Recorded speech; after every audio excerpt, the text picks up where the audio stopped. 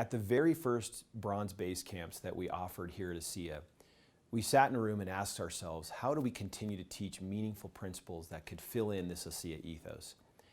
And for many years, I've been a big believer in a concept taught by a group called the Arbinger Institute, who originally wrote a book called Leadership and Self-Deception and followed it up with another book called The Anatomy of Peace. And we made a decision that a core part of what we wanted to teach is tied to the principles found in the Anatomy of Peace. Let me take just a minute and talk to you about what that means and why it's a part for us of the ASEA ethos. The fundamental principle in the Anatomy of Peace is that at any given moment, we have a heart either at war or a heart at peace towards others around us. And that heart at war or peace is a function of a choice point, a moment in time when we have actually decided to be responsive to the needs of others around us or to be resistant to that. If I'm responsive to the needs of someone around me, then my heart's at peace about them. If I'm resistant to their needs, then my heart's at war.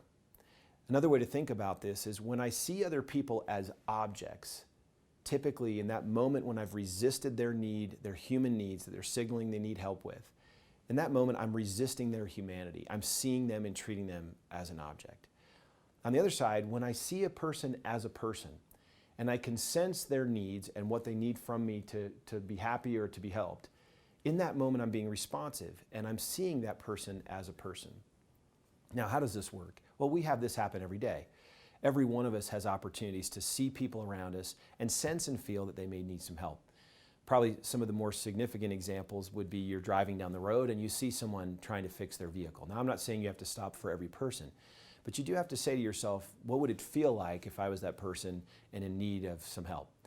For me, this happens often in an airport where I might be rushing to get to a plane and trying to get through security, and there might be a mom in front of me with 3 little kids taking their time getting through. Well, I can choose to see that mother as a person, or I can choose to see her as an object. What is the self-dialogue?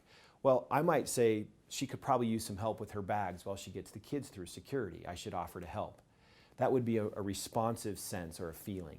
But if I'd resist that urge or that impulse and say, she doesn't need my help, and she shouldn't be here on a Monday morning when everyone's trying to get to their business flights and get on the road, and who would bring 3 little kids on their own without someone to help anyway? Those are all classic resistant, justifying mindsets that are treating her like an object. What if I saw her as a person? What if I knew that she was going to a funeral for a family member and didn't have the help and she was taking the kids with her? Would my heart soften towards that person, seeing her that way? And if I did, wouldn't I feel more responsive and at peace about giving her a hand? See, the Anatomy of Peace teaches us that we live these moments all the time, all around us. We're constantly interfacing with other people, and as people, we know what it feels like to be people. As such, we know when someone's in need. We know when a mom taking kids through security at the airport needs a hand. Feeling that impulse makes us human, but responding to it makes us more effective and influential. In fact, the degree of influence we have on others has much more to do with the condition of our hearts towards them than to what we say or do.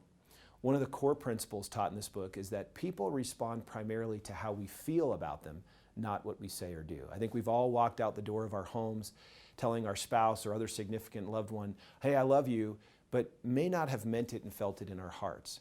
And what this book and philosophy pulls out is that how we see other people, whether as people themselves or objects, in fact determines the degree of influence we have. Now think about it. What if we could create a culture, an ethos, where the fundamental values we're teaching and promoting are to see other people as people? In an industry where by and large we're taught that they're numbers or they're objects. If you add all these little people to your system or to your business, you're going to make X in money. But what if we saw them as people? What if we treated them as people? Our whole approach to them would be very different. And from the very first bronze base camp all the way to today, we've taught this. Some of our senior executives here at the company have even been certified in being able to teach, coach, and train these principles. I highly encourage you to take some time and read The Anatomy of Peace as part of the ASEA ethos. The Anatomy of Peace teaches us to see and treat others as people, not as objects. And it suggests that your influence increases when you recognize and respond to the humanity of others. When you see others truly, you are true. It also teaches how to address conflict resolution. When a conflict arises, and it always does, ask yourself one simple question. How am I contributing to this problem? How am I part of the problem? Asking that question sincerely is an absolute invitation to the others with whom you have a conflict to do the same. And if two people are asking, how am I part of the problem? It will accelerate resolution and keep hearts at peace.